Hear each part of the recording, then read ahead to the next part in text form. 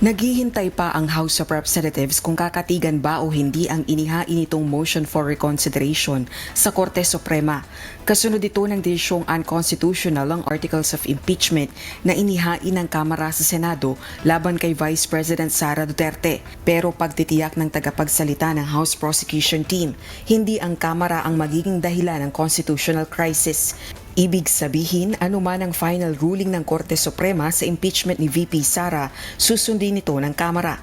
Kami po, kung hindi kami kakatigan, sasabihin ng Supreme Court, hindi, tama kami.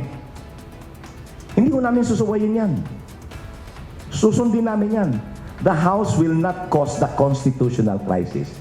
The catalyst for the constitutional crisis will never be caused by the House.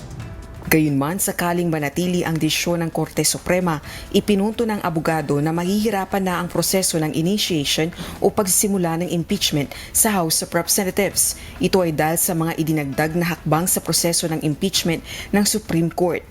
Kung sakali namang ikonsidera ng Korte Suprema ang pagsusumamo ng Kamara, kinakailangang sundin ito ng Senado. Pero nagpahayag ng duda si Attorney Bukoy sa magiging aksyon ng Senado dahil saan niya'y dagdag na hakbang na kinakailangang magawa matapos i-archive ang Articles of Impeachment laban kay VP Sara. But with the archiving, may layer na naman. Dalawa. Una, kinakailangang may magmosyon sa mga senador to revive or to take it out of archive. The motion is not enough. Kinakailangan pagbotohan. Kung bumoto sila na hindi, to reject, saan na tayo pupulutin? Kangkungan?